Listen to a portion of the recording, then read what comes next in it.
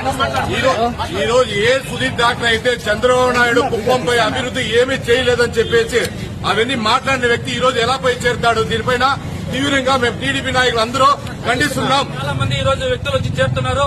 Telugu Desam party ఈ రోజు అట్లాంటి దానికేట తావీయకుండా తెలుగుదేశం పార్టీ సుధీర్ ఎట్లొచ్చాడో వాడిని అట్లే రిటర్న్ పంపించి ఇక్కడ తెలుగుదేశం పార్టీ కార్యకర్తల ఆత్మగౌరవం అంటే చంద్రబాబు గారు కాపాడాలనే ఉద్దేశంతో మేము ఇక్కడికి వచ్చి నిరసన కార్యక్రమం చేస్తుంది.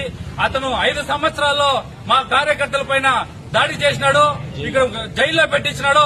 అలాంటి వ్యక్తి ఈ రోజు ఎవరో వ్యక్తిని పెట్టుకుని ఈ రోజు బేరం మాట్లాడేకి అక్కడ పోయి నేను ఏదో చేయలేదని చెప్పే విధంగా మాకు వస్తున్న వార్తలు మాత్రమే, మీడియా ముఖ్యంగా వచ్చిన వార్తలు పొద్దున్న నుంచి మేము చూస్తున్నాము.